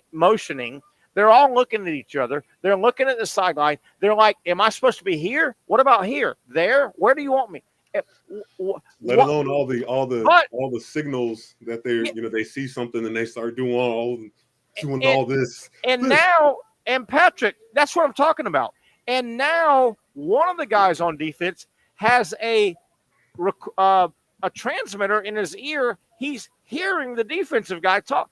Why is it so hard for Florida to get lined up defensively? Yet Miami never did that all day Saturday. Miami went out and Florida on offense came to the line. Miami went to the line on defense, and they said, okay, I'm going to cover this guy. Yep. You cover that guy. You rush. Why does it look like Florida is having a game of charades every defensive snap? And it's been that way for 5 years with 5 different coordinators. I don't understand it. I don't get it either. What is so hard about their defense? What is so hard? Yeah.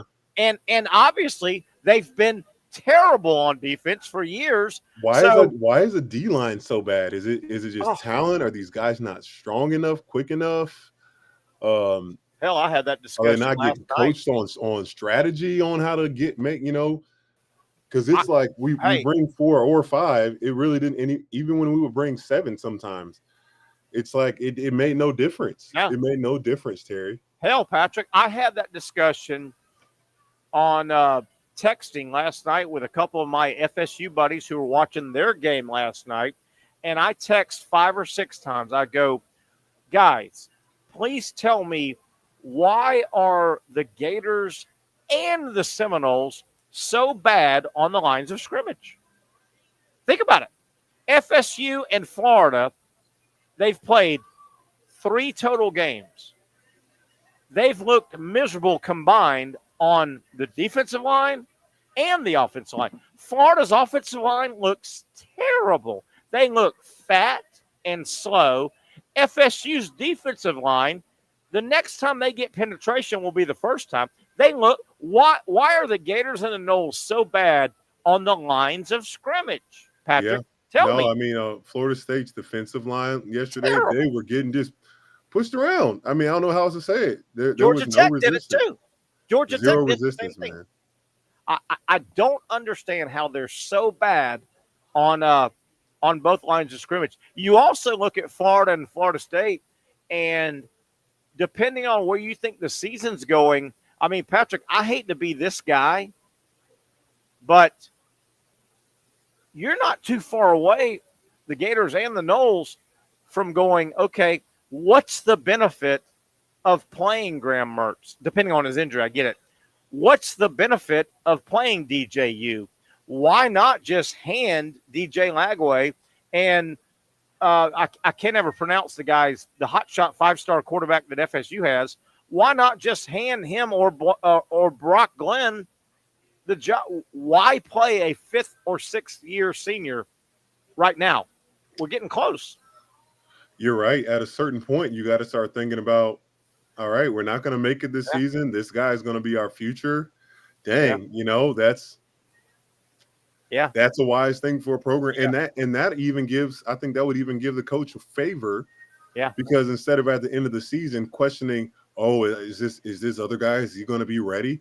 Like you can, I think all quarterbacks, at least in this level, benefit from experience and more games and more reps. Yeah. You get better. So you make a great point. If your season's lost, like if Florida State has another loss, I think you bench DJU and you bring in the backup to start. And he's going to be next year's quarterback. You hate to be like that because Graham Mertz is a good soldier, but he's done at the University of Florida. His games are numbered, right? He may or may not be injured, and DJU is kind of the same way at FSU. FSU's got 2 losses. They're not going where they want to go. You hate to bury a kid his final year, but you also want to look big picture. You want to look big picture, and you wonder. You just wonder, depending on Mertz's injury or not, you wonder, does Florida just say, hey, man, now, Patrick, you don't know, will Lagway get all this experience and take his talents to another program? I know, right? You hate that too. He could, huh? A lot of angles. Hey, Pat, let's take a break. We got Britt Beard, I think, going to join us for about 10 minutes here and give us his take on what he saw over the extended Labor Day weekend. Brent, of course, a friend of the show, really knows college football and basketball. Look forward to hearing what Britt Beard has to say on the other side. It's the Young Norvelle Show coming to you from Hurricanes, Jointon Creek.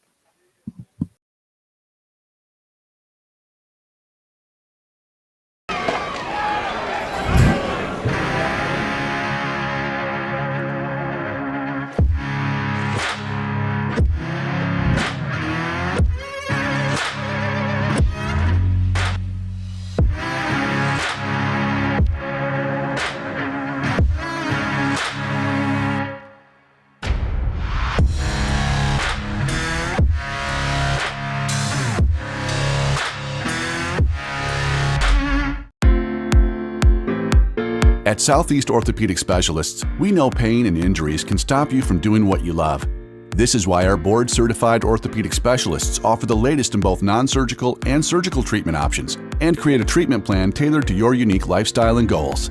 So, whether it is a sports injury or that nagging pain that's keeping you from doing what you love, our team has the right treatment for you. For more information or to schedule an appointment online, visit our website.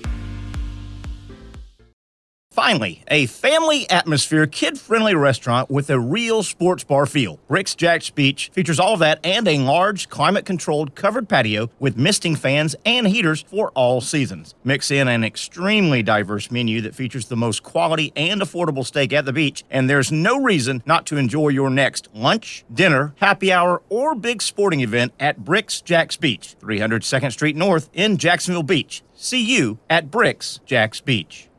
You really got to hand it to him. Hold on. The previous play is under further review. I'm not sure what he could review, but okay.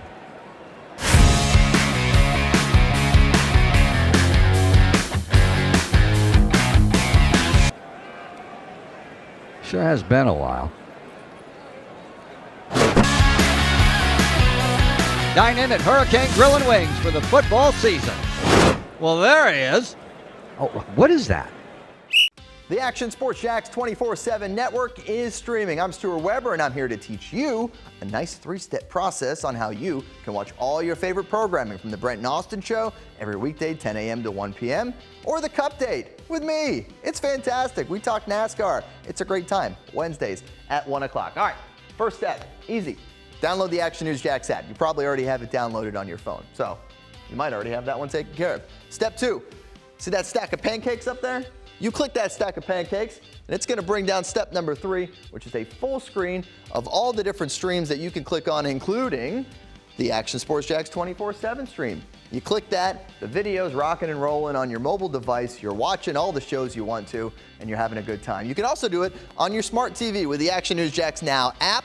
I do it on my Samsung TV at home. It's a great way to watch it on a nice, large screen for all the content. That's the Action Sports Jax 24/7 network. Hope you can find it. You trust CGC to make your water great, and now you can trust CGC with your plumbing needs as well. Fast, convenient scheduling, licensed and insured. A quick call away at 904-552-1242. You never know when you're going to have an issue with a shower, toilet, or maybe it's a sink that sometimes is easy to fix. All right, let's be honest. I'm not fixing anything. I'm totally staging this because when I have a plumbing problem, I call CGC Water Treatment and Plumbing. Trained professionals, transparent pricing, customer satisfaction. Small problem or even a bigger issue. Maybe you need a new tankless water heater or something a bit more intricate. The experts with 25 years of experience at CGC Water Treatment and Plumbing can do it all. Call 904-552-1242 or visit cgcwater.com. That's 904-552-1242 or cgcwater.com. CGC Water Treatment and Plumbing, an authorized independent Connecticut dealer. Florida license number CFC 1432579. All right, let's get it on. We were right there, Patric Young, Terry Norvelle. We were right there with about 90,000 other fans on this past Saturday. It was a very stirred up pregame outside Florida Field. But, boy, the Miami Hurricanes took the crowd straight out of the game. A great coaching exhibition, I thought, by Mario Cristobal and his entire coaching staff. As we welcome Brent Beard to the show. Terry Norvelle, Patric Young, and Brent Beard. Brent, I know you were tied up. You hated not being in Gainesville, but I think you can kind of tell what happened on TV. Boy, if we don't give credit to Cristobal, who's gotten beat up a little bit in the social media world over the years, I thought, staying with Florida and Miami, I thought Mario Cristobal, his staff, they did a wonderful job coaching up that game. They played to their strengths. They had a decisive game plan. First and foremost, man, tip of the hat to Cristobal and his staff. I thought they really coached their ass off. They and guys, nice to be with both of you today. Happy Tuesday. Well, the thing that Cristobal has done is, unlike FSU, their transfer portal worked for them this year. Really did. Cam Ward, it was just flawless. Really I was. mean, he was almost a magician. It was like he was in. Did y'all catch this a little bit? It was like he was in slow motion almost. It was like he was in training camp. Yes. Going ones versus twos. It was men against the boys. The thing that you saw. Xavier Restapro was really good. Yeah. I mean, they were able to run the ball with the Martinez kid. And he was nice. Martinez was a nice number 6, was a nice player. You know, Patrick, Brent, Pat and I sat in the press box next to each other, and particularly early in the game, Miami's game plan on offense, man, they used misdirection. They got Florida flowing one direction, and they would roll out Ward the other direction. It was a masterful game plan that was obviously put together the entire offseason. Yes. Florida was severely outcoached, I thought, Saturday. Yeah, they were. And they lost the game like FSU did at the line of scrimmage. Really did. When you can't run and you can't stop the run, you've got a real problem. I don't care what level of football that it's going to be.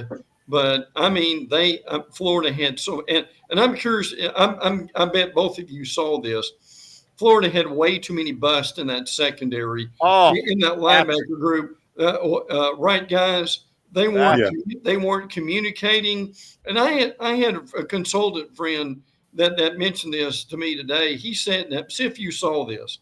He said the Florida linebackers were basically talking to each other as the ball was snapped. It was shocking. And by the time they got their hand around, the play was either right in front of them or it ran past them. Did you guys see that too? Patrick, you and I talked about it. Patrick and I want you to comment, Pat.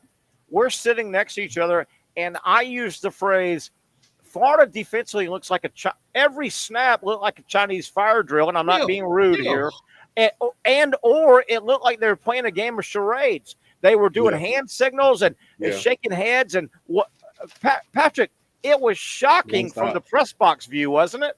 It was like, all right, yeah, to your point. And it's so funny, man. I just remember talking to the team and telling them that, you know, football is such a moment by moment game. If you're not being present, you're going to mess. If you're not where your feet are, and if you're thinking about the last play, even if you say they're thinking about the next play, can be a fault because you're thinking about it instead of just being present and just watching what's happening. It's affecting their reaction times were slow. Just beat on every aspect, whether it was outside, inside, short pass, play action, misdirection, it was counter shocking. run. It just every single one was like, oh man, that works. That works. And Brent, Miami on defense didn't do any of that. And we're in the era of helmet communication. Yeah. Florida looked like they were lost. And this is like the fifth coordinator in a row. I can't believe that the University of Florida, every coordinator they get on defense runs the most sophisticated defense. I can't fathom it. Brent, we're going to pop through some topics here with you. Patrick Young's got some questions as well, I'm sure. Brent, I don't see how Napier can survive. When I see a coach get belligerent as he did over the holiday weekend post game, that has never worked out. I think he's a short timer in Gainesville. Well, the thing they've got to do immediately is they've got 3 winnable games coming up. They've got Samford, A&M, and then they've got the Mississippi State. And those games are critical for them. Sure. If they want to do something to pull this thing together, they've got to win those games. And then they've got a week off, which they will need at that point. Now, they're 3-1 coming up after 4 games. You may have a little bit of hope. Yeah. Now look, guys, and I'm guessing y'all talked about this too. Florida's lack of creativity on offense is startling to me. I think, as someone explained it to me, what Billy look, I like Napier. I hope he makes it, but I'm with you guys. At this point, it doesn't look real good. But he is back in Alabama, trying to run the Alabama offense, and they don't have the line of scrimmage, and they don't have the depth in the backfield in order to do that. But it doesn't take long to figure out what they're doing. So can they find out something that's really going to work for them at this point? But Pat and Terry, the thing that above everything else to me, all this off-season talk about the nutrition, about how we've lost this weight, we've gained this weight, we think we're going to be better offensively, and we brought in Ron Roberts on defensively, and y'all heard the same thing I did. Guys, it wasn't really any different than it was last year, was it? No, they actually looked worse. They look worse. I thought they looked worse. And Patrick, let's assume, and I just don't think Napier's the guy. And in a weird way, if somehow Florida carved out a 7-5 year, that would lead you to believe that he survives. I don't know if that would be a good thing for the Florida football program as a whole. Right. Patrick, I just don't think he's the guy now. And I've seen going into 3 years of case study. I just don't think he's the guy for the job. Yeah, I mean, it's hard to argue with that. That does put you in a weird spot because it's about how the games are being played. And if, offensively and let's say that it gets to that 7-5 record, that means the defense is going to be scoring a few touchdowns and just having a huge impact because offensively there's nothing that just says, oh, you got to watch out for this. Yeah, Montreal Johnson had that great run, but And it's funny. I call touchdown as soon as he hit that hole, Brent. As soon as he hit that hole, I I'm had like, to shut him down. I said, touchdown. Patrick, you can't cheer in the He had press to box. keep calming me down. trying to do high fives He under did. the table. Patrick did say touchdown the minute he got it. Brent, we only have you for a few minutes here. We got one segment left in a little bit.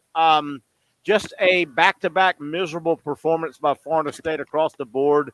They're just not competing physically. And I don't know if I saw that coming. I mean, Patrick Payton and Washington, the offensive lineman, they're Lombardi guys before the Florida State offensive line and defensive line, they're on skates. They're on ice skates with roller skates. I mean, the only saving grace I can see for Florida State is there are some schedule wins, but, man, it's short of disaster right now in Tallahassee. What has happened? Well, the thing that's happened for them, among other things, the transfer portal was really good to them last year with Coleman and Johnny Wilson, and you can go on down the line. Yeah. And it really worked. This year it hasn't. Now, look, they've got a handful of kids from Alabama, and I know that's a brand. But, look, there's a reason they transferred. It's because they weren't playing. Yeah. And they're not doing much better at Florida State. But something Terry said early on, Pat, that rings true here again is we thought that they were going to have a tremendous line of scrimmage, particularly the front seven on defense. It's nowhere near that right now.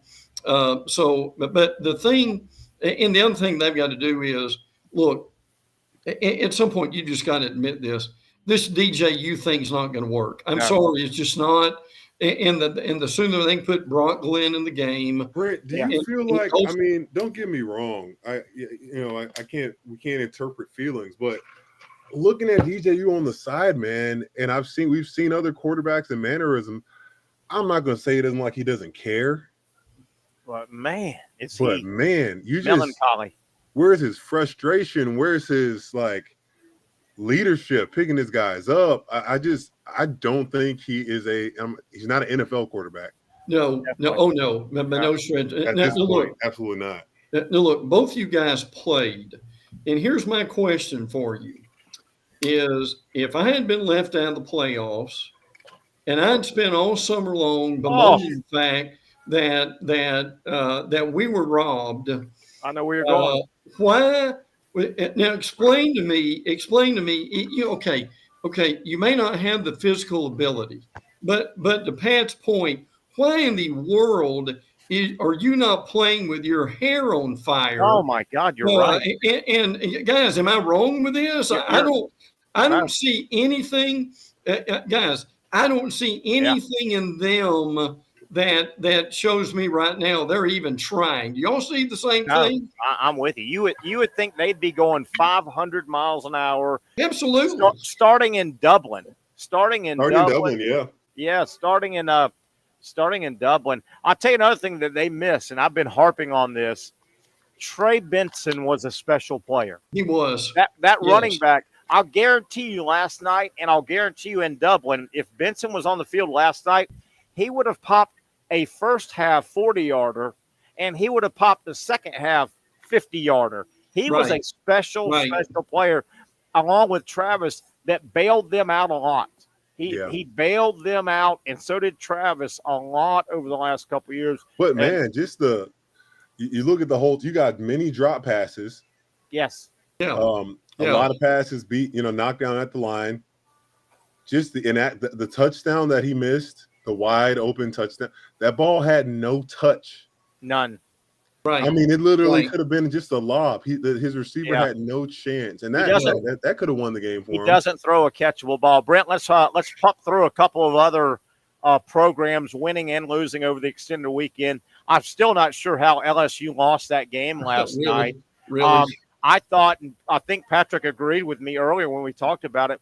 There seemed to be like 3 or 4 situations where LSU was about to put that game away. That's going to hurt LSU. That was a very winnable game for LSU. Tip of the hat to USC, though. Yeah. And I'll tell you one thing, Miller Moss at USC really stood up when he needed to. And Woody Marks, Terry mentioned this last week, the Mississippi State transfer, he did really well. But, and I'm telling you, Florida did this, Southern Cal did this. And please, guys, help me understand this.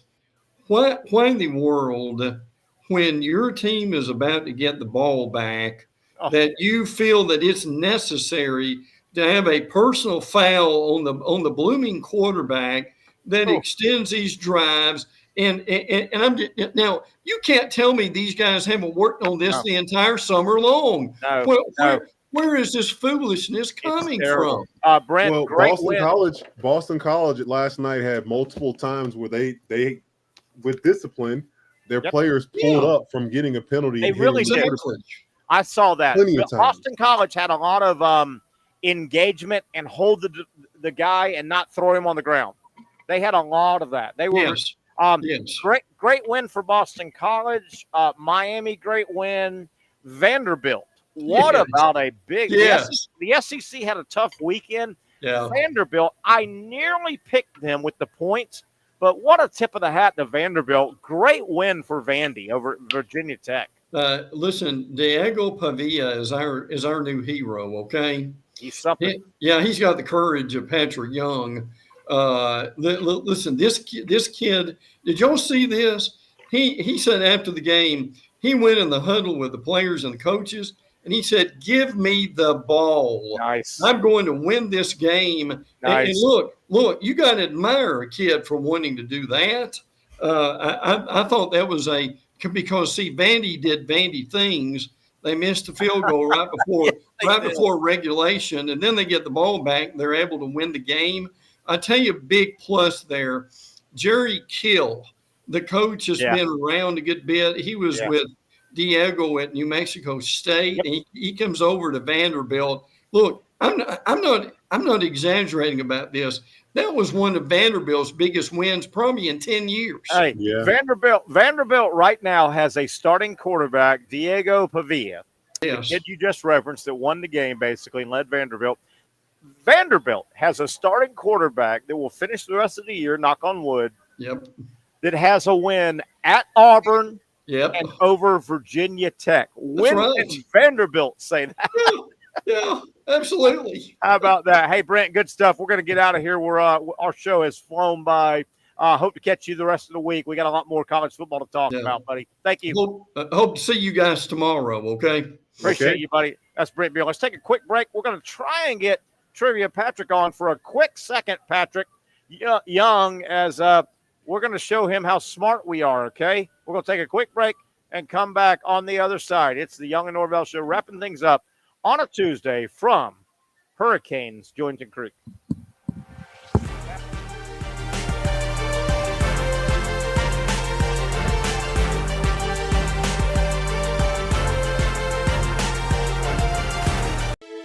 For those dealing with pain from a sports injury, arthritis, or spine condition, Southeast Orthopedic Specialists offers innovative new non-surgical options.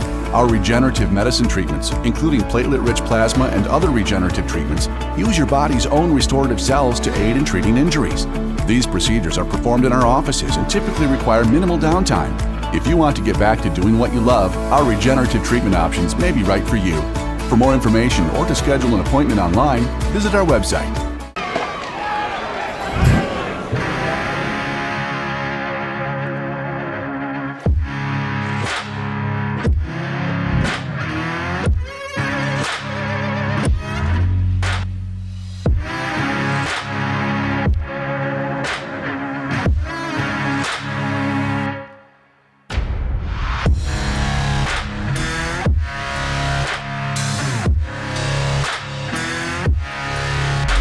Finally, a family atmosphere, kid-friendly restaurant with a real sports bar feel. Rick's Jack's Beach features all of that and a large, climate-controlled covered patio with misting fans and heaters for all seasons. Mix in an extremely diverse menu that features the most quality and affordable steak at the beach, and there's no reason not to enjoy your next lunch, dinner, happy hour, or big sporting event at Rick's Jack's Beach, 300 2nd Street North in Jacksonville Beach. See you at Rick's Jack's Beach.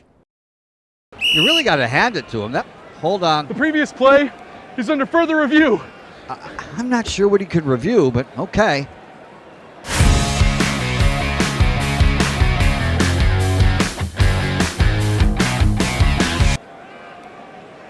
Sure has been a while. Dine in at Hurricane Grill and Wings for the football season. Well, there he is. Oh, what is that? Hey everyone, Olivia Tasley here from Action Sports Jacks to tell you all the different ways you can watch our new 24/7 network. 3 easy steps. You don't even need a pen and paper to write it down. Step number 1, download the app. Search Action News Jacks in your app store either on your phone or your smart TV. Then, once you're on the app, click on that little drop-down menu in the upper left-hand corner with the 3 little lines. That'll show you these options, and boom, right here, click Action Sports Jacks 24/7, and you will be brought to our continuous stream channel. That app can be accessed through all these different platforms, whether you have Roku, Fire TV, Smart TV, Apple TV, or Google TV. You can find our app. Now, if you don't have access to the app, don't worry, we still got you covered. We're across all social media platforms from Facebook, Instagram, X, YouTube, Twitch. We have a podcast channel. Plus, check out our short reels on our TikTok. Action Sports Jacks 24/7. It's on all the time and everywhere. It's a new logo, new branding. With Bold City Heating and Air, it's an old school approach. One of the few locally owned and operated air conditioning businesses left in Jacksonville. It's hot, Florida in the summer. You can't do much to avoid it, but you can keep cool with Bold City Heating and Air. It's every customer counts kind of service, from when these trucks have pulled up to my home over the last couple of years and when they pull into your driveway as well. From communication to pricing to the actual service, everyone at Bold City Heating and Air cares about you. You know who is coming to your house. You know they will be well trained, and they will respect your home. Air conditioning convenience at boldcityac.com. Stay cool while it gets hot. Bold City Heating and Air can help. Don't get caught sweating all summer. boldcityac.com, and they have financing to help. New systems starting at $110 a month and $50 off any repairs. Stay safe, stay comfortable with Bold City Heating and Air at boldcityac.com. Homegrown in your hometown. All right, let's get right into it. You know, by now, Tuesdays at about 7 o'clock, after we go off the air at 6, they do trivia here at Jointer Creek. The Hurricanes here in Jointer Creek, the trivia group is coming in, and we've got Airtainment, Mr. Trivia Pat, joining my man, Patric Young. And you ready to rock, man? Yep. Give us a couple questions. We got about 3 minutes. What do we got? Gonna loosen you guys up. You ready, Pat? I'm ready. Go. Pat, your category is movies. Movies. Here we go, Pat. This is yours. This is yours, Pat. What are the names of the 2 rival teams in the 2004 movie Dodgeball? Oh, Patrick, that's right up your alley. That's right up your alley, Patrick. Dodgeball. The 2 teams. Vince Vaughn. The 2 teams. The Vipers. Nice. Come on, baby. Talk to me. Come Gosh, on, what was Young. the other one? You're Patrick Young. You know you're Patrick Young. Your The mother is Vipers. Benita Young. You represent right now, Pat. I can Come on, see Pat. it. I The can normal see it right now. guys, the Come on, Patrick. underdogs. Underdogs and Vipers. Nope. Who was it? So Average Joe's. Average Joe's. Average Joe's. Gosh, I knew it was And, something kind of like that. The other team was the Purple Cobras. Oh, that's tough, Pat. They would do the Yeah, I can't blame you, Pat. That was a tough one. All right, we're 0-1. You were trying. You were pretty ready to blame. You were Good pretty one, Pat. ready. Hey, Patrick, you did good, Pat All Young. That's a tough one. That was a tough one. Thank, All right, thank you, let's go. Terry. All right, Harvard of the South. You ready? Right here. All right. Terry Norvelle, right here. Harvard South. What type of stone was used extensively in the construction of the Empire State Building and the Pentagon? That would be granite. Pat, you got to get. No, it's not granite. I got nothing. That would be concrete. Concrete, granite, Limestone. lime. There you go. Oh, Pat.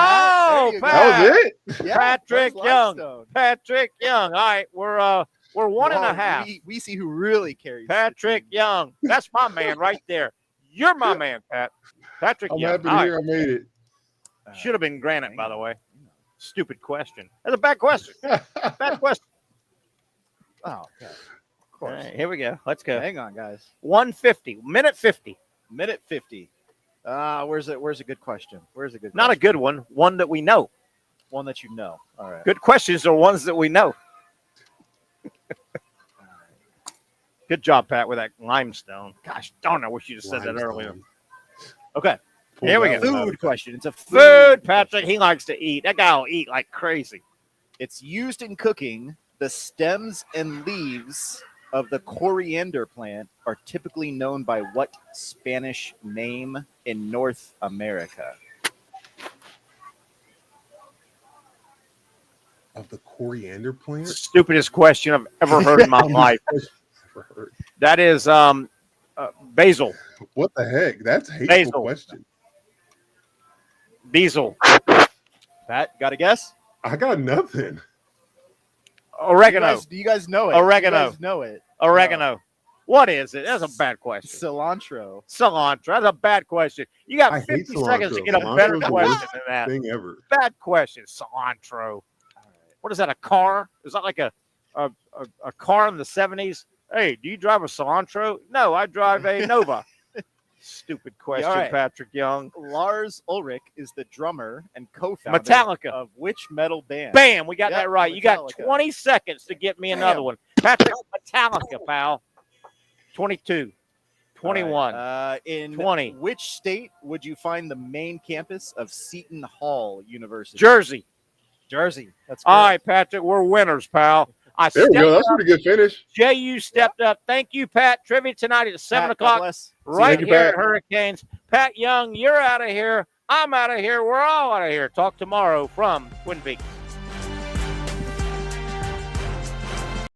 Finally, a family atmosphere, kid-friendly restaurant with a real sports bar feel. Rick's Jack's Beach features all of that and a large, climate-controlled covered patio with misting fans and heaters for all seasons. Mix in an extremely diverse menu that features the most quality and affordable steak at the beach, and there's no reason not to enjoy your next lunch, dinner, happy hour, or big sporting event at Rick's Jack's Beach, 300 2nd Street North in Jacksonville Beach. See you at Rick's Jack's Beach.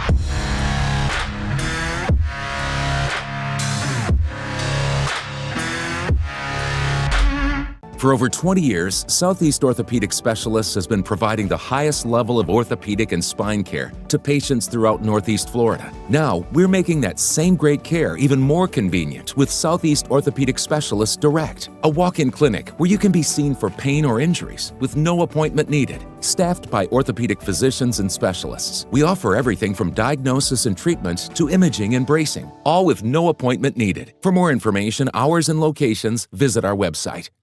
You really got to hand it to him. Hold on. The previous play is under further review. I'm not sure what he could review, but okay.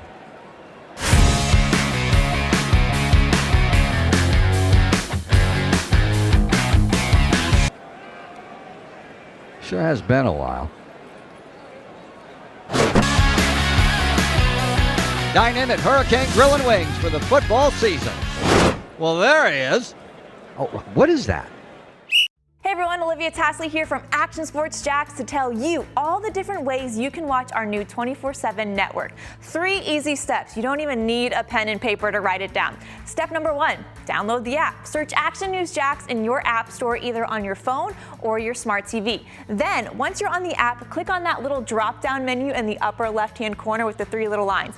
That'll show you these options, and boom, right here, click Action Sports Jacks 24/7, and you will be brought to our continuous stream channel.